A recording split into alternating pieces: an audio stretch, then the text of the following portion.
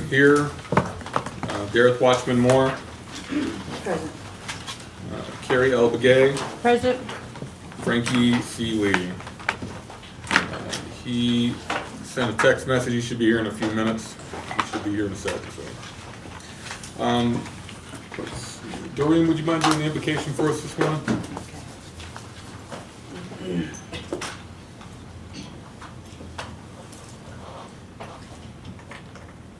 Heavenly Father, we come before you again this day. We ask that you will help us to conduct our meeting the way you want us to plan. It's for our families that are out there, Lord. Homes for our families that need to be built. Families that need to be housed, Lord. Help us to keep them in mind as we plan and go forward. And just help us to have the communication that you want us to have with one another. To be humble among one another. Lord, I just pray that you will help us and lift NHA back up to where it used to be. We need your help. We can't do it on our own. Only you can, Lord. We just lift it up to you. We lift this meeting up to you. May the appropriate plans be done. Thank you for the staff that are here. Thank you for bringing them here safely.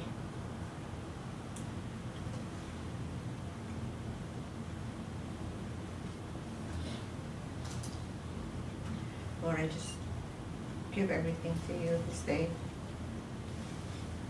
I pray in Jesus' name, amen.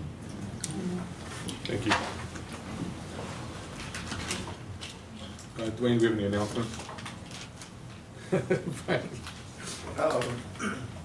Well, the next week we have two meetings. We're going to have the RDC meeting on Monday, and on Wednesday we have BLM meeting. We're requesting for our attendance, so All right. we'll plan out for that meeting next week. Thank you.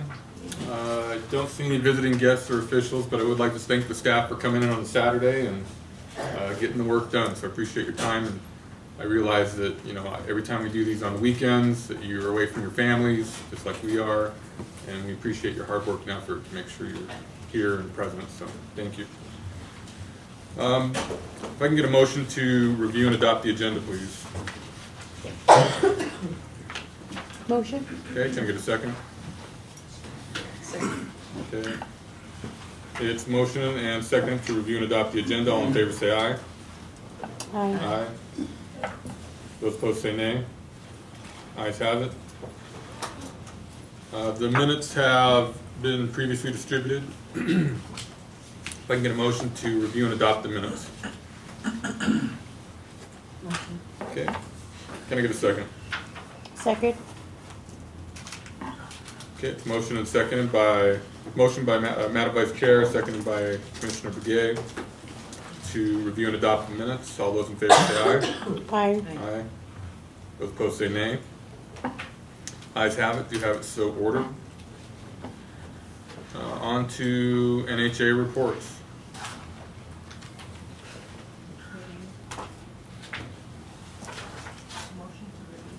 Can I get a motion to review? Motion. Okay, can I get a second? Second? Motion by Madam Vice Chair, seconded by Commissioner Begay to review the reports for NHA. All those in favor say aye. Aye. Aye. Those opposed say nay. Ayes have it. Mr. Rosita, you're up. Good morning. Good morning. Mr. Chair, Vice Chair, Madam Chair, and all commissioners. I'll give you an update with the 2019 Inland Housing Plan. As of first week of June, our locks drawdowns were at $49.7 million. So our lock balance currently as of June 13th is $238.6 million. So we're going into the third quarter or fourth quarter with some expenditures that's projected to reach our goal that's been submitted to Indian Housing. The other part of the Indian Housing Plan is that in the whole month of June, I worked with getting myself set up with the MID number. It was a struggle with the HUD system, but we finally got it solidified, so I have access into the EPIC system to submit the Indian Housing Plan. So that's in place. The other part of the Indian Housing Plan was the VASH. VASH sent us notice, they want to increase the program. So they're requesting for comments and recommendations of areas and targets within the VASH program. So we're working on that to submit that back to HUD with our recommendations for them to look at the potential expansion of the VASH Veterans Program. So the other part of what we have scheduled, HUD has on-site monitoring scheduled for August, the first review in August. And the first review is going to look at the financial and fiscal management organization aspects of it, procurement and contracts administration and subrecipients. That week, they'll be here on site for 4 days. The second visit will be in September, looking at the same portions of information. So they're gonna come back twice. So we have the Southwest office, Albuquerque office, and Denver office coming on. Are they coming on individual weeks? They're Like, coming 2 months. They're where they're all coming together? Yeah, they're all gonna come together. Okay. They'll have, each one in the office will have a different task that they'll be looking at. It's just, each monitoring they do that in the past several years. So each office is just because of how large housing authority is, they have to bring on extra staff. Can I ask a question about the VASH real quick? So we've gotten 20 vouchers basically in the past for the VASH. Have they given any indication of how much they want to increase the program? No, they said they have some extra monies they're looking at, but they want to know, before they can give us an idea of money, they're looking at what our outlook would be, our forecast, what our need would be. So Okay. we're looking at that with Ms. Bahi giving us, gathering that information. Okay. The other part of the Indian Housing Plan, we have another request for remote monitoring, which we have staff gathering information for the Albuquerque office to review. So that's in motion. Submittal requirements on there is in July 9th, I believe it was. Part of the Indian Housing Plan too, what we had, the staff completed the 2020 Indian Housing Plan, which we're going to present later today. And we have encoded it into and recorded it into the EPIC system. So that's, we can go through the process today, then we submit it to RDC for their approval, and after that, they will go to the Navajo President's office. No, that's it. Good morning. Good morning. I have a question about the process for completing the 2020. You read my email. I'm interested in public input, making sure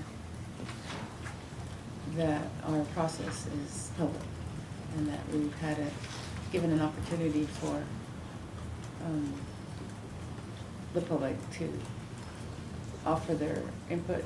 And I know that somewhere in the process that's allowable, but I know that we at one point in time talked about having all of that up front and changing the process. And I'm gonna refer, I think when Nellie gives her presentation, there's one in particular that I'm wondering about. I think that there's concern from the District 14 community that their input wasn't heard, or they didn't meet the criteria that we developed for the process. I'm hoping to hear about that. Okay, that one I don't have on here, was received 2 weeks ago regarding 2018. Those were sub-recipients proposals at that time.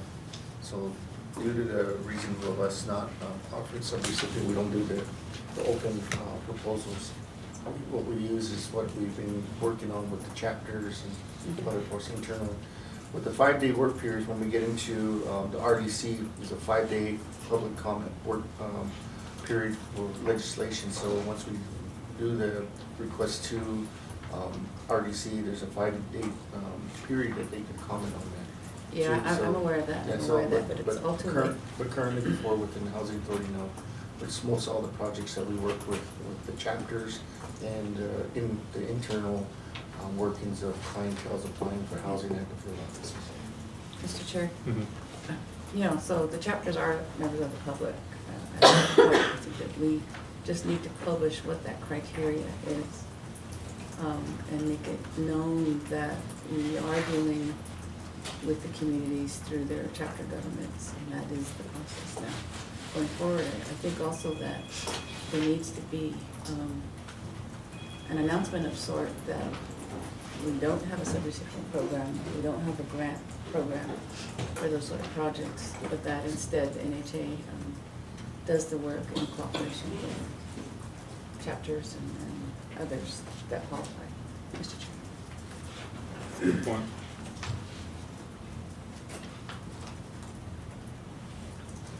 Thank you.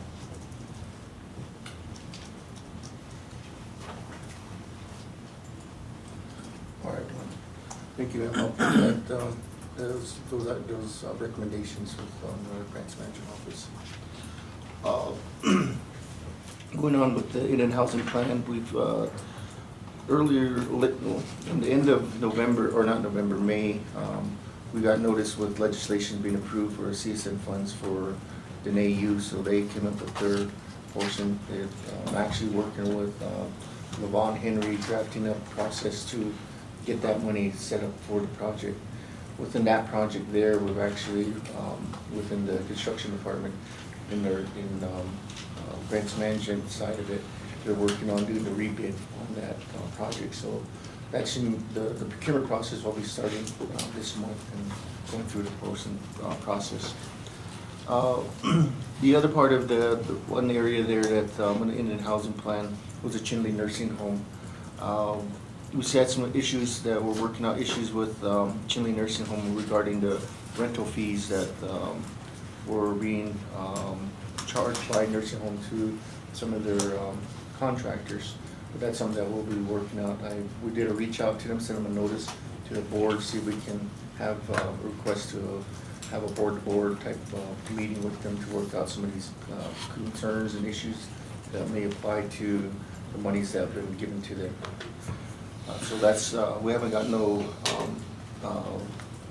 confirmation on the date, but once we can get that, we'll schedule it with you all. The other part of the Indian Housing Plan, we got the final authorization from HUD. The Amendment 1, on the 21st, they issued a notice of award for the security protection services of 13 housing management and 12 offices. The grounds improvement upgrades for the NHA HMOs and maintenance buildings. And then section 504 for accessibilities of 2 housing management offices. So those activities are in motion now. So we're doing that. As you can see outside, there's work being going on with some improvements with the sidewalks and the offices. So that's all in motion. With the security portion of it, that's been in the process for procurement. So that's been fast tracked with what we already have. We just needed that award letter. So that's good. The Tuba City Road project, if you haven't been in Tuba City, I got a call from Mr. Honorable Otto. So he's happy that dirt is moving, dust is flying, and so that's we anticipate around September. But I'll allow Mr. Franklin go into more detail on that. So that's one of the big ones that's kicking, because that was the community. So that's kind of the recap of the highlights of the Indian Housing Plan items there in process. Housing Authority Navajo Housing Authority is looking at the competitive grant process. There's $100 million that was given notice, and we're working through that. I had 2 staff members attend the HUD training for this competitive grant last week, which we're utilizing the information that was gathered there to go through the process of completing the grant application, all the required documents. And with this requirement there, today's meeting, we're presenting a board resolution which will go through RDC And once we get the approval, that will give the authorization, given the tribe's authorization to apply for this competitive grant of $100 million. So that's going to be one of the big things, that we have the Indian housing plan, and then we apply for this competitive grant. So we have projects all lined out there. Other one that's in the progress is that Juan Hajo. We have a team together, and we're looking at all of the areas there. A week ago, one of the things came up. I had a legal firm consult us regarding the contractor that built that area. Their concerns, they have an agreement with the nation, but they're wanting to get a main contact so we can have a collaboration talks or agreement of how we're going to carry out some of those repairs with the drainage. So that's in motion now. What I'm going to do is, I told their attorney, once I establish the legal counsel that is going to help us with that, we'll have them talk together, because there's some areas and agreements that were signed. So I'd rather have the legal aspects of it, work it out, and then from there, we'll take on the building process of it. So that's currently in motion. We've acquired all of the documents that we need, so now it's sent to the table. This is one of the topics that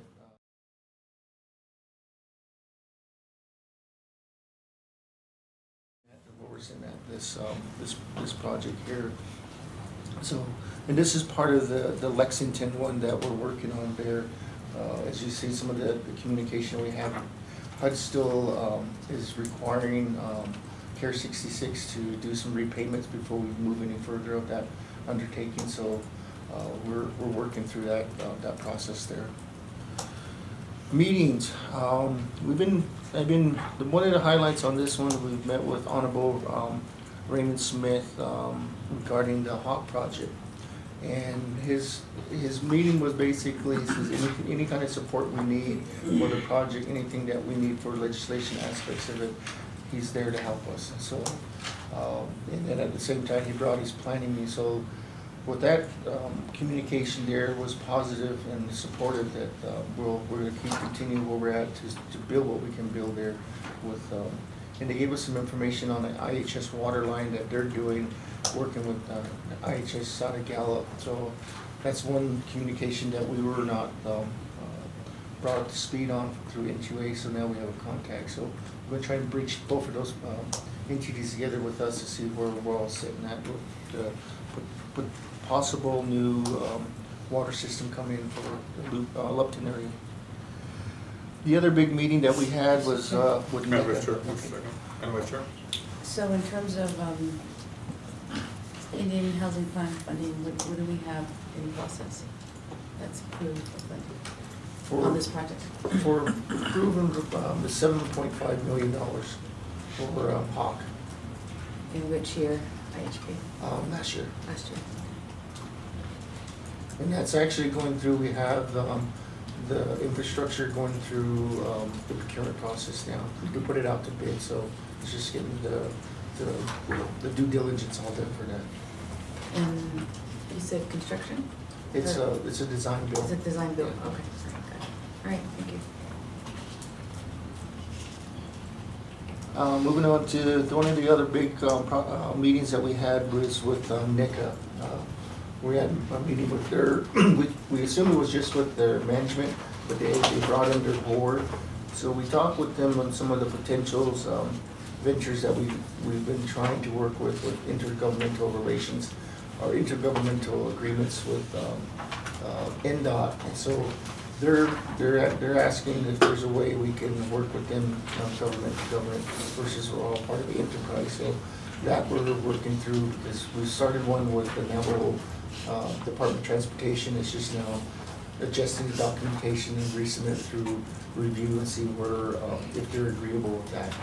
So that's in motion. Their capacity levels is very high for roadways and everything, but one of the things is that they don't have engineering, they just have construction. So the nomenclature of them having everything in-house, it's just the construction part. They farm out all their engineering, so that was something that to be enlightened on. So, because we were assuming that if we get that relation, we can use some of their engineering aspects for But we found out that they don't, so it's not exclusive for them. But it was good because we got to understand both organizations, where we sit at, where if we get the agreement in place, how we can foster each other to do a lot more work within the government. Madam Chair. How does that impact our competitive procurement process? If we have an IGA in place for construction, or I'm a little concerned. Mr. Chair. Good morning, BOC Chair, members, and NHA staff. In regards to your question, Madam Chair, in the intergovernmental agreement process for procurement, some of the requirements is to do a cost analysis. And that's something that we did discuss with them as far as, should an intergovernmental agreement be considered, we have to show the cost savings as if we were going to go out through our regular competitive procurement process to the prices that they present to us. So we have to show a significant cost savings in regards to going this route. And so long as the entity has already been procured through the Navajo Nation. So if the Navajo Nation has already gone out and solicited to retain them, and they're already doing the work for the Navajo Nation, that's the only way the IGA would be allowable. Okay, that's helpful, thank you. Okay, so moving on, the other item that's in progress that's been to satisfy maybe a HUD concern was the inventory control barcoding. That actually is going very well. The staff is actually documenting areas out there, so now it's they're looking at adjusting some of the milestones because they have to do some of the adjustments because of the staffing and location. So, but that's been that's working with HDS and the system setup. So that's why one of the big things that will help us in here during the monitor is HUD was concerned about how do we track some of the materials that comes in so that the inventory system will assist us. The other big meeting that we had, or meetings that were part of, was the 45th chapter or community cleanup. They have, if you're in Rio Purple Acres on that side on here, there are probably 21 or so units that burned down. So they're asking NHA, we met with them last, and they're going to do a board resolution asking for our full assistance because they can't get any assistance from the internal government of the tribe. So what we'll do is, since we have a lot of the documentation, how to do the treatments, consultations with the EPA, all the requirements, we're going to help them that way to get that land. And then in return, they're looking at giving us that property once we can clean it up. So that's one good area too. At the meeting, they brought in Indian Health Service from the hospital here. The Indian Health Service, we were informed that they're looking for doctor housing, nursing housing, because they have a lot of people that's coming in, but their turnover rate is high because of housing. So they're asking if they clean up that area, is there a way that they can be provided some of that housing? So that's kind of the discussion now that's looking at. So as for us, we're gonna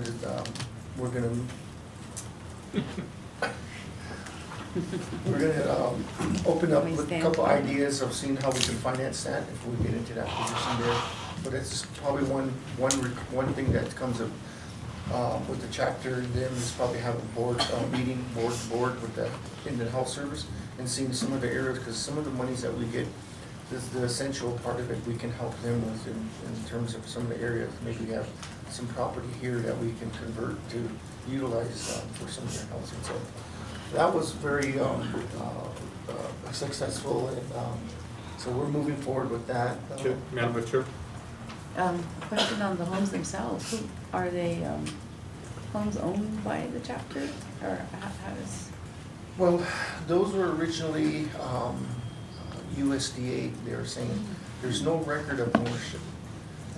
Navajo Nation Land Department says that these were built in the late 60s, early 70s.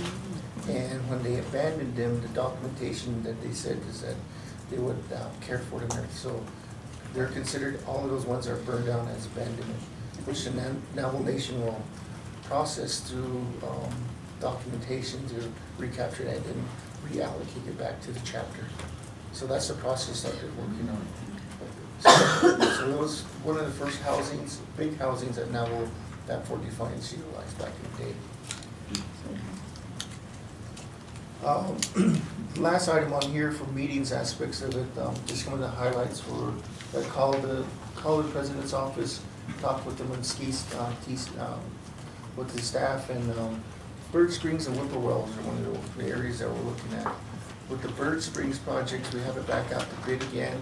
We separated the project, reduced it to to get somebody to really take it on, because we're not getting the bids that we assumed.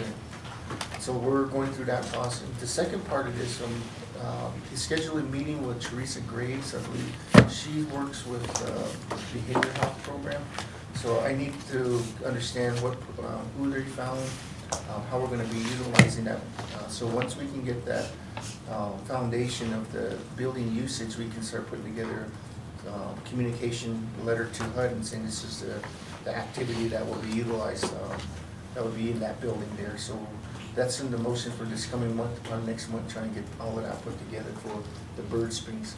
Whippoorwell, we're working on the actual reconnecting with past management was for the usage of the building, so pulling that together. So the other part, like we mentioned earlier, Crown Point Youth, the project schedules, we met with the NA Youth.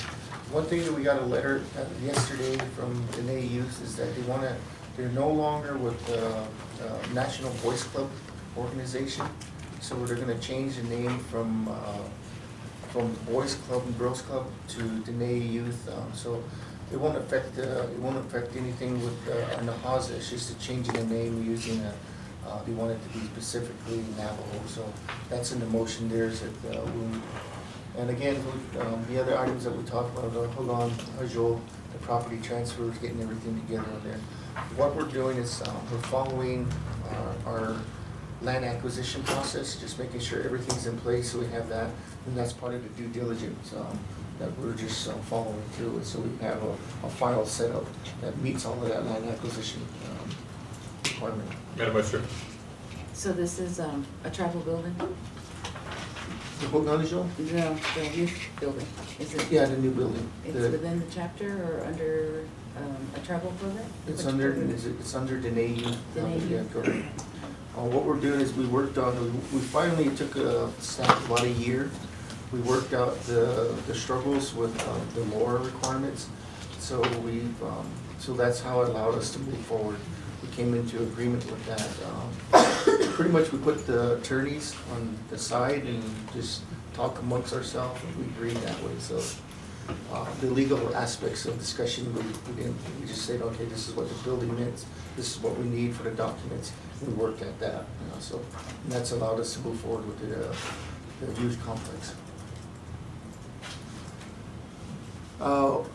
The other part of it was there's plans with the Navajo president. They're wanting to use the Navajo Labor Union organization to build veteran homes for the veterans apartments. So that's what the motion was. So that's kind of a pilot project that they're looking at. So they had an open discussion of how we were looking at that some years back. I told them it was complex to where housing authority could not come to agreement how we're gonna to utilize the union forces and how we're gonna build our program up. So I told them that I don't really know the full details of that, but I have to research within ourselves internally. But that's kind of the updated information which Navajo president gave myself, and so this is kind of their plans. Their end result is that they want to have a labor union training center on the reservation to train individuals the trades of construction. So that's the last meeting discussions I had with the president's office there. Moving on with expenditures, we're at, they're there, 82% with the board, executive 49, government election 42, labor compliance 49%, legal at 62. So we're on track with our these are just for the month of May. We still haven't recorded, fully recorded June's expenditures there. No trainings for this month, going to monitoring caps. So we're working through that, the area there. There's a typo, sorry, on the safety part of it. That should have been deleted there. That was from a month ago, or 2 months, yeah, a month ago. So within the safety part, we have no loss or damages or anything. I had a question about that. Who should we? The safety requirements for our people internally, like on the maintenance side. You know, when I'm out there looking at our folks working in the houses doing maintenance, they don't have full body protection on that you normally would see if there's a construction project taking place. And I know there's an exception for that allows for that to happen. They don't have to have the full hard hat on, all of the personal protection gear and all that stuff. But at the same time, with the last safety information that was brought before us from RISC, in there's a big expansion of requirements, you know, for the safety of our personnel. But I think they're trying to apply with a broad brush those requirements to everybody that you would expect in the field to meet OSHA, but that's not necessarily the same as what you need for our maintenance people. Good you brought that up. That's within the last... My concern is that with RISC doing that broad painting, that really increases our costs. And it puts us in a position where we may be additionally liable for something that we really shouldn't be. So the costs go high because one group wants to apply requirements in a broad way instead of really focusing and looking at it to see what best applies to our NHA personnel. So I'd appreciate it if they could take a harder look at those situations, and that goes across the board. You know, no matter what department it's in. We can't just apply a broad stroke on everything, when if we just focus and we look at reducing our costs but still maintaining safety, that should be the aim. It takes a little additional work, but you know, it's going to benefit us in the long run. That's all. Commissioner Lee, about 2 weeks ago, we had a meeting on that in terms of maintenance. What is classified in terms of routine maintenance applied to, say, painting the walls, changing the windows, to rehab aspects of it, to doing whole bone demo work and everything.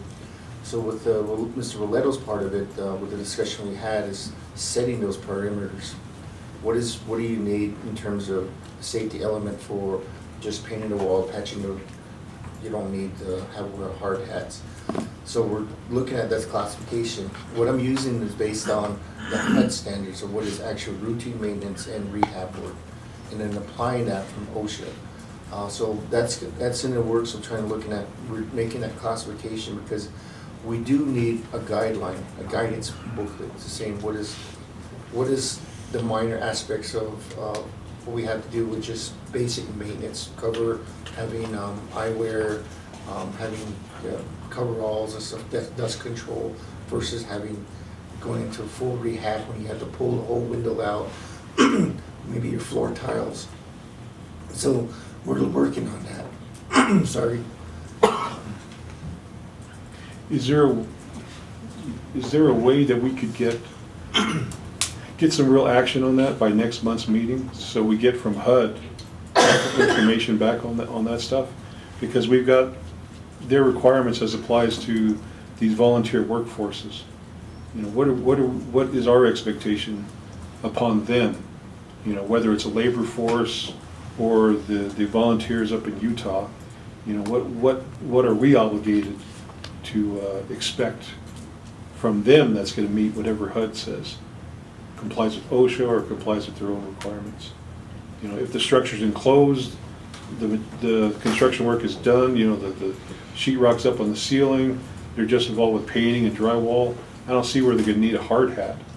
You know, safety glasses certainly, but, you know, reflective vest, I mean, that type of stuff, it goes overboard when you really don't need that. But we've got all these instances coming up with, you know, what the president wants, you know, in utilizing workforce, and then our volunteer workforces. You know, we got hauled on the carpet by a councilman about, you know, an individual cutting their hand. You know, if that's a failing on us, we need to know that right now, and then establish what that is as far as a policy for those workers going forward. Because we can have everybody saying, you guys need to employ all these people, but at the same time, we need to know, you know, what are these requirements we need to ensure their safety. You know? And we don't want to go overboard with it. So, I'll make contact with, looking through the HUD requirements and looking at what we have with our Navajo OSHA. You base it on the work that we utilize between routine maintenance and rehab work. Because the routine maintenance and rehab will be the guidance of how much area needs to be applied there in terms of standard safety procedures versus the full construction element. So I'll have the comments ready to invite you for the next board meeting. I'd like to expand on what I said about the councilman, because it seemed like we were presented with the situation, but if we had internally the paperwork in place that recorded the entire event, then we could produce that and say, here's our record of what happened, and then provide that information to the councilman, or to anybody who has an inquiry like that. You know, we do have that in place, don't we? We do have the preliminary safety plan, but it's a big broad umbrella, like he says. It doesn't really drill down into the program activities, which I think that's from the discussion with Mileto 2 weeks ago, is that we have to drill in those program activities, going from the actual maintenance to actually the custodian aspects of it, safety, to deal with cleaning solutions and all that. So it has to be in terms of the program activities, which how much safety there, even like the day-to-day office work, the employee aspects of it. No blocking the emergency doorways, windows and stuff. So I'll get you a reply on what we have and then some recommendations of what we're going by next board meeting. Well, with regards to what the councilman brought up with that volunteer worker, or not, it wasn't volunteer, he was hired under the temporary work program. I mean, what kind of record do we have there of training that he got in advance? Is there a weekly tailgate meeting that's conducted? By whom? You know, how are all the supervisors aligned with making sure the individuals are trained?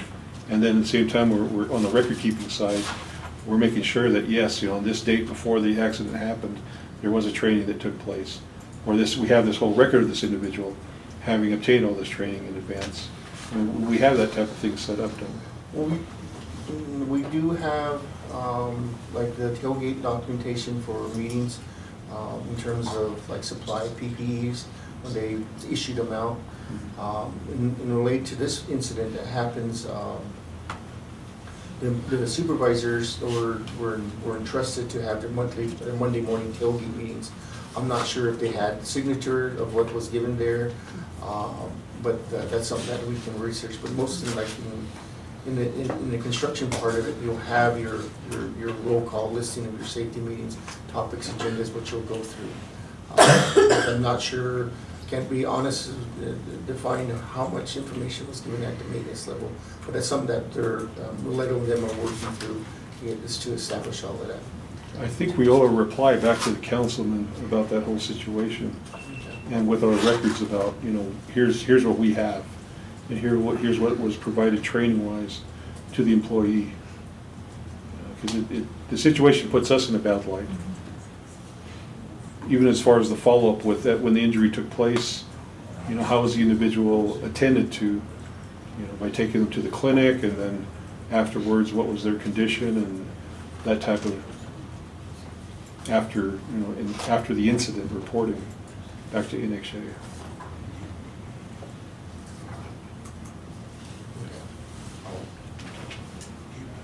I guess just to add further clarification and information in regards to the safety. So for admin branch, I have sat down with risk management and safety, and so we're in the process with human resources in hiring an actual safety manager.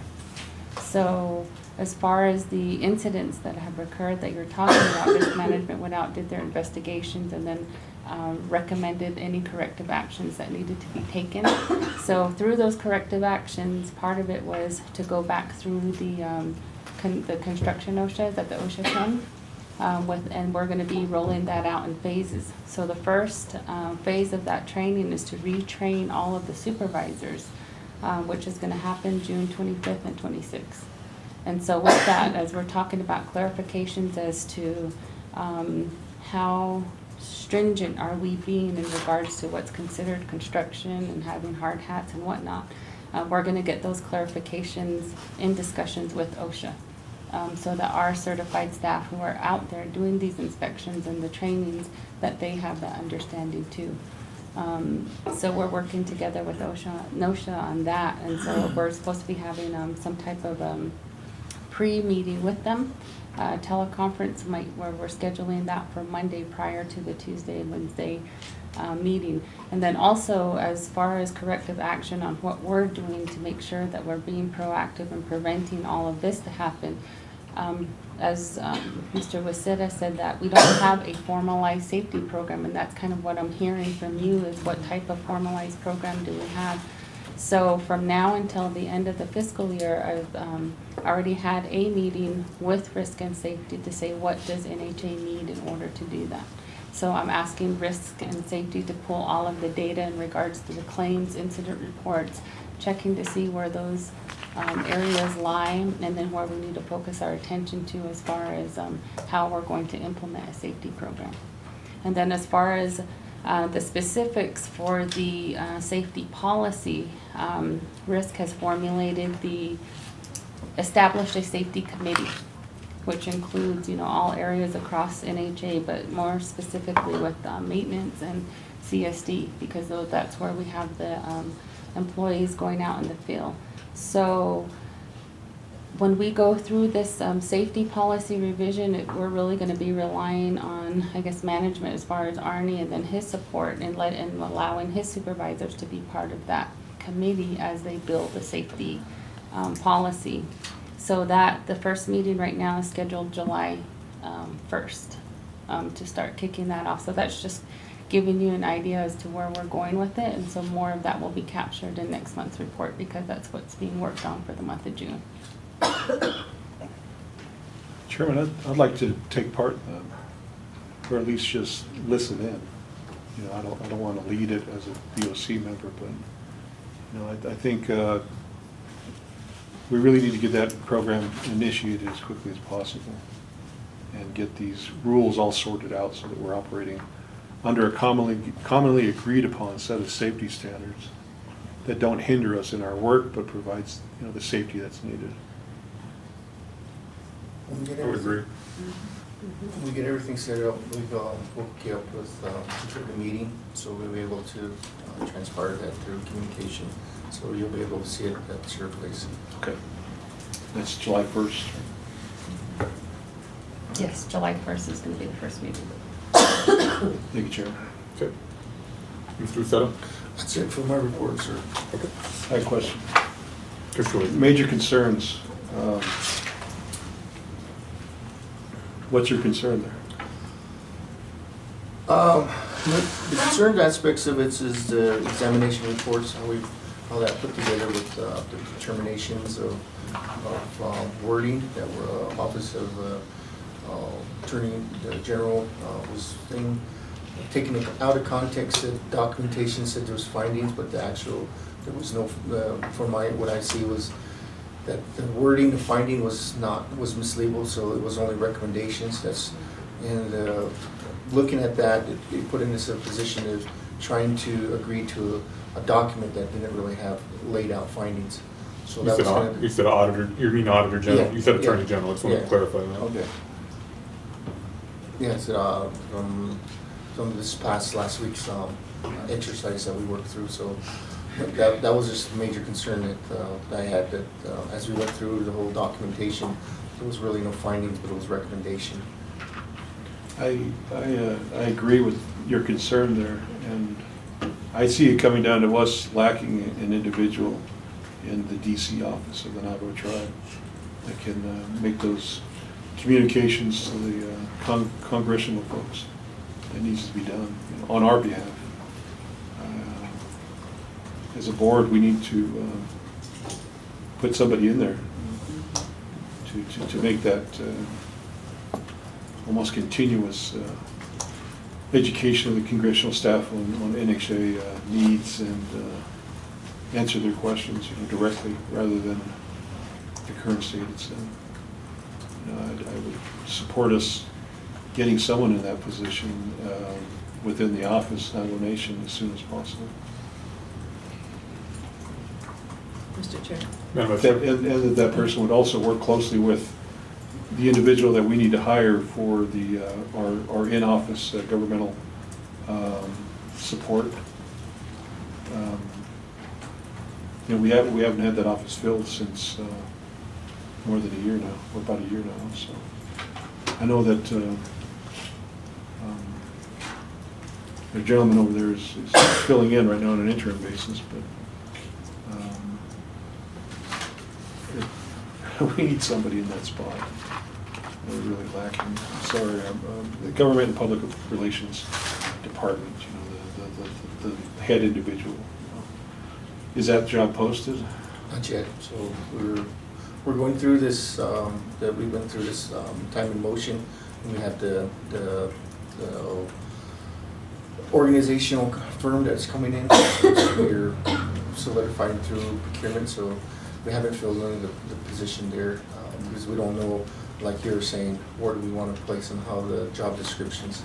And that's something that once we get somebody in, we can really look at the organization aspects of it. Madam Vice Chair. Mr. Chair, I want to agree with Commissioner Lee on Mr. Wasetta's concern regarding, I'm not sure what to call it. Well, I think Mr. Chair. it's the educational aspect that I think what we should really kind of convey to the President's office and the Speaker's office is that we're willing to help be a component to educate our Congress on the aspects of NHA. Whether it's funding a position there at the particular NNWO office or what have you. We just need to make sure we're all on the same page and all getting the same information all the way through. Right. Mr. Chair, I think it was evident that, I mean, the report that I'm trying to figure out what to call, they're calling it a forensic audit, which in my mind it wasn't. And, you know, it wasn't until a month and a half ago that this body received the final report, which was always confusing and concerning to me simply because we ended up having to prepare a corrective action plan. So to me, I can appreciate what the branches did to work with us and finally accept this corrective action plan, but I think the educational aspects of what the HUD rules and laws are, the requirements that we have to abide to, and there are a pretty high bar of standards to comply to, and I think there's still a lot of misunderstanding out there. And so I think that communication at the DC level, the communication here locally by NHA with the tribe is very, very important, Mr. Chair.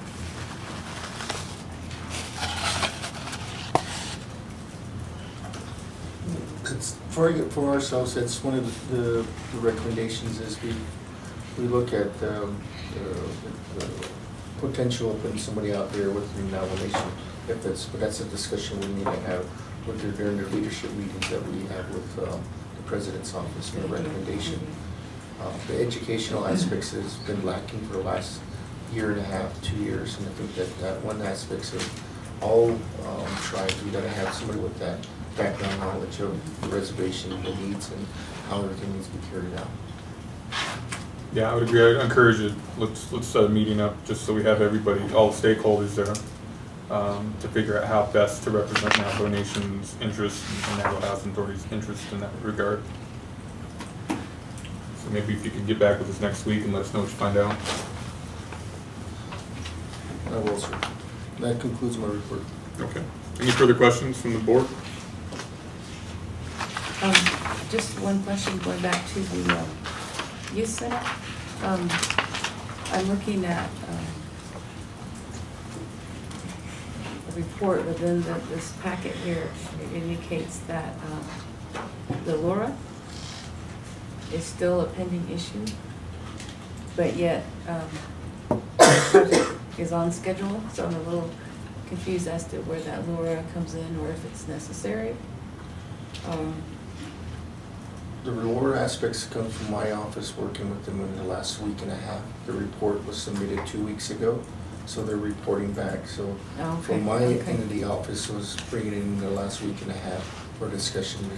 And that was not setting aside everybody else and then actually just giving the NAE executive officer the straight information, what is a model, because they wanted to know what the model activity, why do they classify the youth activities as model. So I had to go through the education portion, Okay. explain that we can't put it in housing, we can't put it in over here as transitional group home.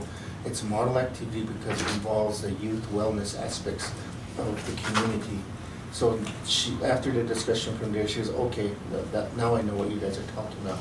Because when you start looking through the CFRs and start reading into it, it is mind-boggling if you've never read a federal regulation requirement. So she was kind of confused there, but by me going in one by one, explaining it to her, she understood that and then explained the lower requirements that me and Ms. Gilmore went through with her. Then she got an idea of what was, she was more looking at the legal aspects and saying, well, we're gonna collateralize all of your master lease. I said, no, what we need is just the building aspects, because there's some other buildings in our Navajo Nation. We said, we're only gonna just we're only gonna take control of just the building ourselves. Got it. So after that discussion, she says, okay, fine. But on the project managers from 2 weeks ago, they were reporting that. We had to step in, because after, when Levon from Henry from Navajo Nation came to my office, he says, I got this, we got you guys, we need to resolve everything so I can start doing the CSM funding process. And that's what the main youth executive officer came over to my office.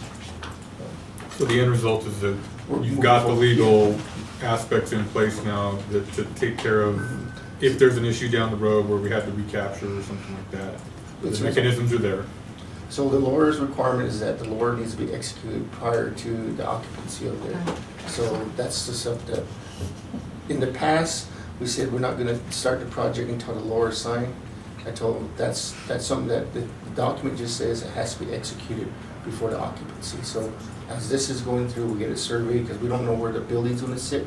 Once they put the building footprint there, then we can do the survey, do the survey plat, and then sign it from there.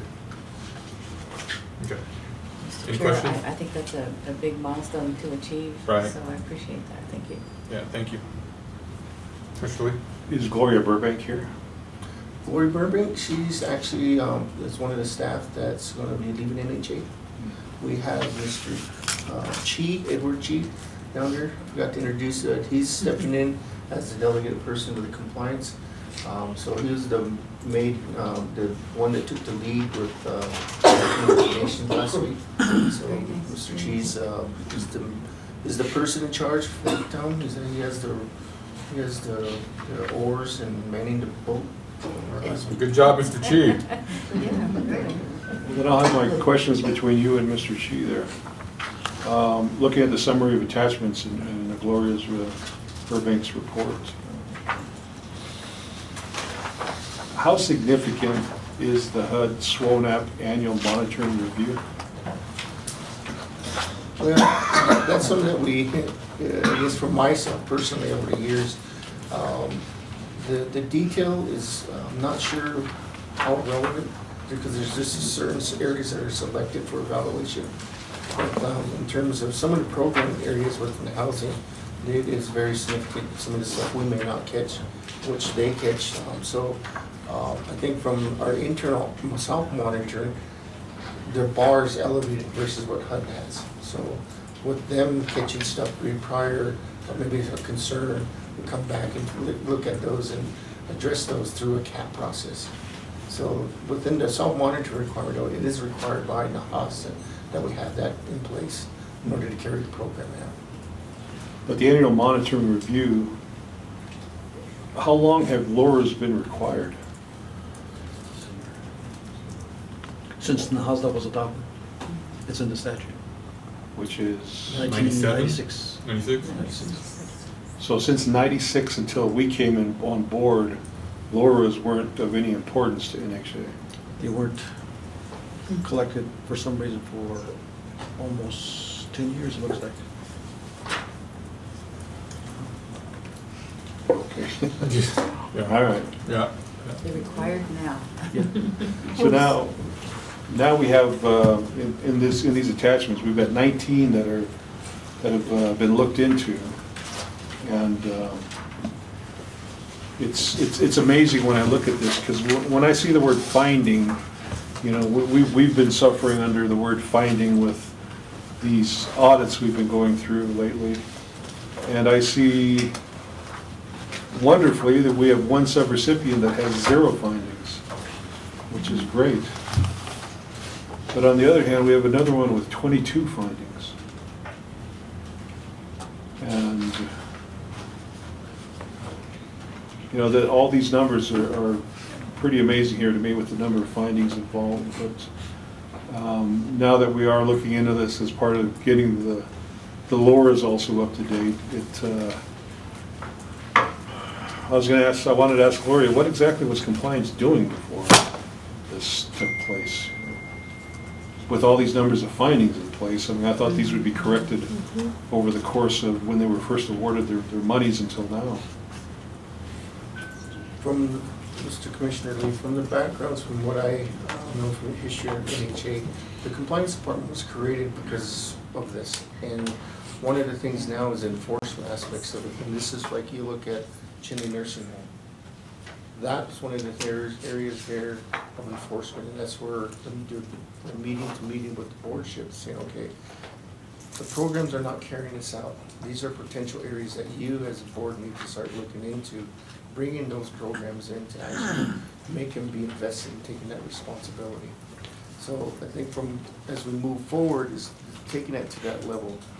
Some of these other programs, like we're, say like in Navajo Town site, which we provided housing to them, they have continuously been a struggle with getting their program, which we basically pull them out as a subrecipient. They're no longer can be working with us anymore. But it's still the annual monitoring will look at applications. Are they housing individuals who meet the requirements under NAHASE? Do they have all their annual inspection requirements? Do they have their physical audit, inventory audits? So there's some of these, the self-monitoring looks at that. The second part is the financial capacity levels. Are they meeting those financial capacity levels to carry on the program? So the next step on here is some of these areas, some of these programs that are still active, that have boardships, those are the ones that we have to elevate to have that top leadership meeting, because these are some of the areas that in long term will affect housing authority and Navajo Nation at whole. So the question on whether they can meet their financial obligation to maintain their services going forward, does that come under the financial and fiscal column? Yeah. So when they look, when the Commissioner Lee, when they look at the audit, the aspects of it, they look at the organization structure. Do they have the staffing, the capacity to carry on the program? Do they have and the other part of it is the financial aspect. Do they have enough money, operation, and maintenance funds to do all of the activities needed for that program? Then they have the eligibilities of all of these individuals that they're housed utilizing this program here. Are they eligible under the HOSDA? The other part of it is the maintenance annual inspections, and then the final part is every year they have to do the annual performance. they've done all those annual performance reportings to meet the requirements. So those are some of the areas that we're capturing. Now it's just to a level, say, I'll go back to Chinle Nursing Home. We do have resistance there, and now we have to get to this point of the elevating of the leadership, engaging, saying, okay, this is what we're probably having. We need you guys to take the responsibility from that level. So the way I would interpret that, and you can correct me if I'm wrong, but so we've got a compliance department that flags these compliance issues and tracks it, but you still got to have executive leadership and a board that's willing to say, we're putting our foot down, this has got to stop or else we're going to recapture or give that enforcement mechanism. And you see, at least in my experience, what I think, that there's a lot of pushback, there's a lot of, end runs trying to circumvent the process, but the result is when you allow that to happen, then you've got people with excess of, a dozen findings continually. But I think these are all active subrecipients, right? And so the downside of some of these things is that some of these went defunct, and like, how do I get a LoRa from a defunct organization? And we're still on the hook for those things. And so all this stuff happens prior to us coming on board. There's some of these that,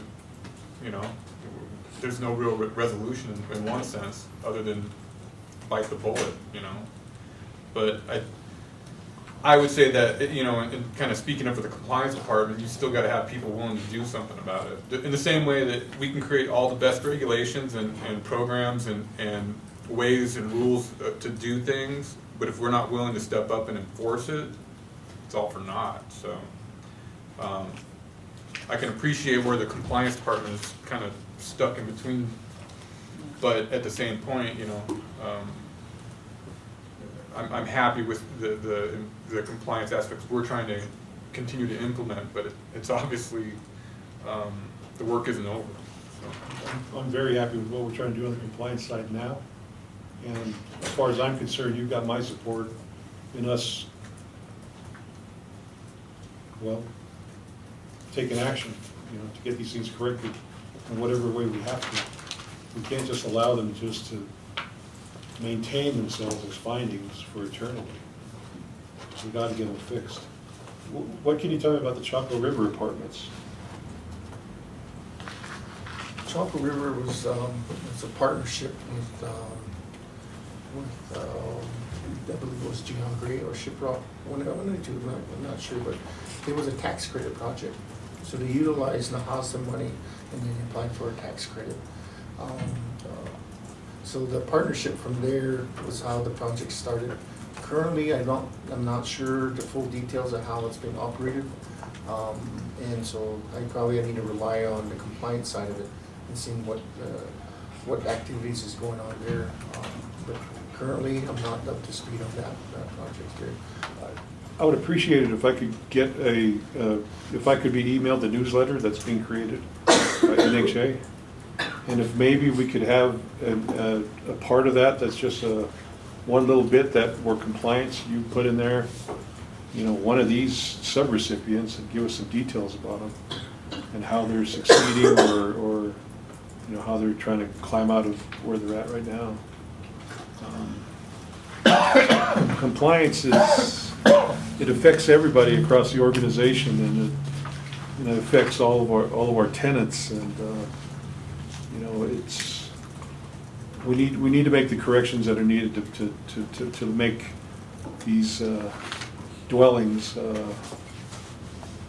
as habitable as possible, and safe dwellings, and dwellings that we can be proud of, and that goes to everyone doing their work in regards to the compliance activities. When I look at these columns and I see eligibility, maintenance, and inspection as the two top failings among these subrecipients, it's good to know that we have that there, but we know where to focus on. The other three are all at the same level, but much further down with organizational structure, financial and fiscal, and the IHP and APR. I look forward to seeing some turnaround on this in the next year. But know that we you have my support in compliance, bringing these findings to a zero level. That'd be great. One other thing in the report that was submitted, it says there are 19 monitoring reviews completed, and I did count out 19 on the spreadsheet that were provided, but she says 3 monitoring reviews are scheduled for the month of June to be completed. I'm wondering about the 4th one, because there's an additional monitoring review that's not talked about, that I don't know when that's going to happen. 19 plus 4 is 23, so 19 plus 3 is 20, is not the right number. And we've got 23 outstanding, I guess, or 23 monitoring reviews that were scheduled, so there's one that's missing in this count. But it says all 23 will be done by June 28th. So, I've got a further question on this second spreadsheet we got. The annual monitoring review, program year 2018 sworn out, NHA response to DMR. We've got target date for completion of January 11th of this year, so we're already 5 months behind. Area finding, financial and fiscal management. And the finding concern is component unit records not prepared for audit. What does that mean? Because it's the same thing when we look back to, it's the same finding further on down the list here. Target dates to complete as 5/26/19. Financial and fiscal management, finding 2018-01. Component unit records not prepared for audit. How can finance not have their component unit records not prepared for audit? What does it mean? Okay, the way this spreadsheet is a little confusing, okay? This is NHA response to DMR. The DMR is a draft monitoring report. That was when they first come out to NHA, they give us an opportunity to reply. If they're missing some documents, they're missing some areas. So the concerns that they had for completion was 2018-01 fiscal management aspects for components of unit records not prepared for audit, meaning that they wanted the whole spreadsheet of the 7,000 units that NHA had. They wanted extracted. What we provided them was most likely some Excel spreadsheets or a combination of HDS. So what they did was on that draft monitoring report, they didn't have all the information. So what we did was on that target date of January 11th and 20th, we provided everything we needed. We sent it back to them. The other one that came up was the 2018-02 lack of binding commitment, useful life. Hold on a second. But 2018-01, you look further down the list, below NHA second quarterly report submitted, you still got that finding right there. And it's got a new target date of May 26th, 2019. Finding number 2018-01. And then further down, we've got NHA extension request on responses to FMR, letter submitted, completion date, targeted date is now July 5th, 2019. Same finding. Yeah, like I was mentioning, sir, that the top portion should have been all the cap portion of it. So she has the response for the draft monitoring report, and then at the same time, these 3 areas here were comments that needed to go back to produce a final. The quarter report was basically every quarter because of the modular projects we had to do. They changed it from a monthly to a quarterly, so we filed the quarterly report in December, which met the requirements of the procurement. The first quarterly report that they come back for this was due here, which we filed. I'm not sure why. And then this is right here, the NHA's response to the draft monitor report that was on the 18th submitted. So all of this stuff that was here, she submitted the response on January 18th of 2019. SWANAP basically issued the final monitor report on February 25th of 2019. And on February 25th, we received our draft monitoring report. The quarter report due was just on the second quarter was due on March 30th, which we submitted that paper, that document there to do the contract administration regarding the modulars, what percentage completion, the expenditures happened. The NHA second quarter was submitted on March 9th to SWANET.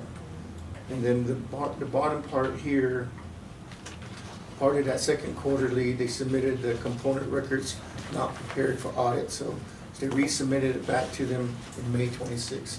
They used HDS software, they submitted that thing all back to them. Part of that second quarter monitoring report was the subrecipient agreements regarding the LoRa. They wanted a list of all the LoRa that we signed. We submitted that back to them for the requirement of the second quarterly. The one that says NHA requested on the response for the final monitor was a letter submitted. This here was July, we sent a letter to them requesting an extension. This is regarding the Flex Creek. They wanted the copies of the contract obligation, NAHAZA expenditures for non-NAHAZA activities that we didn't have. So we asked for extension. The due date, target date is July 5th, which staff are working on. NHA's response to the final monitoring report letter submitted. So we have July 7th is our deadline to submit that final monitoring report comments for Flex Creek. And then our next one is our quarterly reports due on June 30th for 04, which is the modulars reporting. So that's kind of how she has it. 9 out of 10, I mean, you look at it's confusing. I think I need to show a lot more detail, given what those areas are. So all these findings are related basically to the modulars and FlexCrete?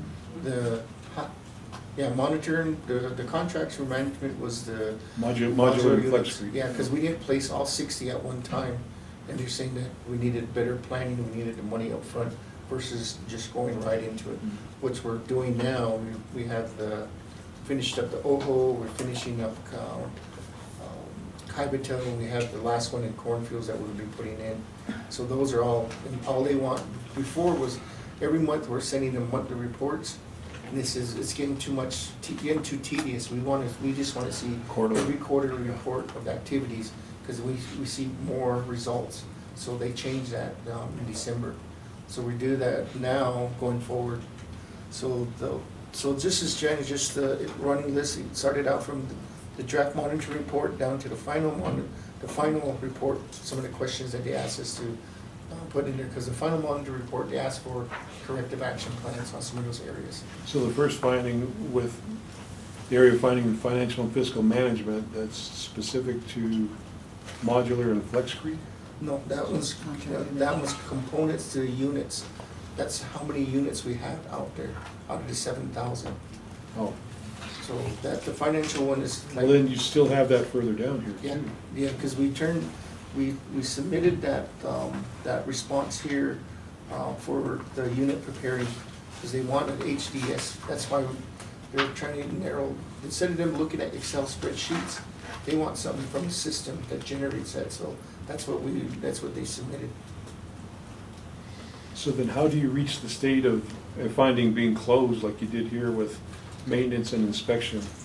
It says lack of efficient operation of those 1937 Act units previous 2016-01. So that's like a 3-year-old finding.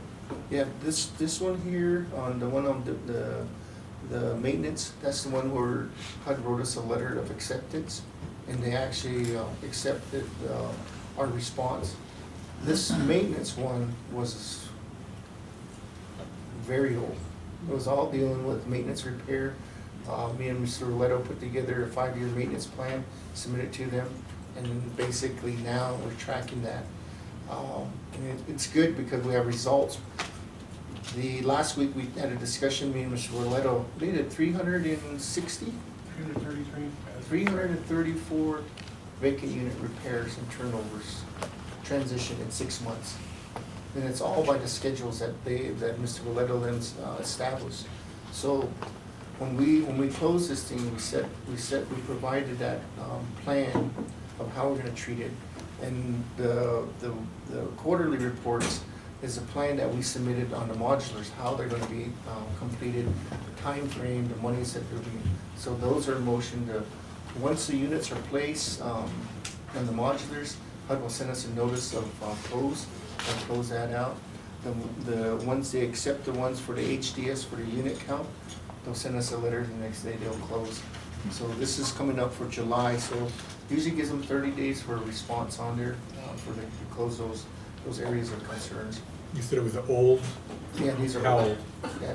Ballpark, couldn't be exact. Well, it says 2016 right here. Yeah, you said old though. Yeah. How far, but how far? From my knowledge, it goes back to like 2014, or 2004. Very old. It's old, Yeah. 15 years. Yeah, it's, a lot of the stuff that were, if you look at the subrecipient, the listing of subrecipients, well, a lot of the subrecipient ones were very old. And so, those ones are the ones that went under the radar, so to speak.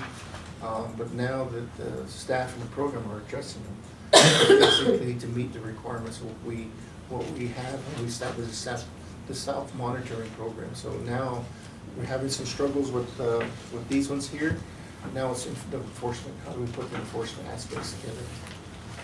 One question I have about the LoRa's, I guess I'm gonna put you on the spot here for a second. Is it sloppy work in your, I mean, I guess this will go to both of you because you guys have kind of a historical perspective. Is it sloppy work or was it intentional that we're just not trying this? Well, it's not, can't be sloppy work, it's just that the lack of enforcement to the policy of when we were giving out the house funds. Say like what we do internally for, with NHA, any type of home ownership, we do a collateral assignment. So we have that tied to that property. But with subrecipients, it was the actual lack of enforcement to the actual law. So the programs with the grants management stuff, a lot of the stuff, these ones here were done 8 years ago, 10 years ago. And they only looked at just the aspects of the administrative capacity here. That's what the main part, the main requirement that they look at. They didn't actually look at the actual lease or somebody defaults, somebody goes under, that recapturing it. And since the last several years, 4 years now? About 4 years now, with the legal aspects of it, we've been looking at that on some of those areas because some of the problem childs, how do we get some of these, we need to have the mechanism to actually step in and say, all right, you're not doing the program as what's required or taking over. Those legal documentation were not in place for subrecipients. So that's when we started, the enforcement started happening. But they should have been going back to They should have. 1996. 1999, when we started building homes out here, they should have already been in place. You go internally within NHA, all of our home ownerships had that collateral assignment because we had to sign that in order for us to build a home. That was the site control requirements internally. The external aspects of it was not really enforced.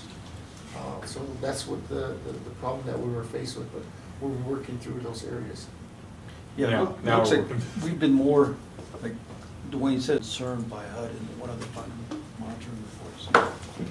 So we've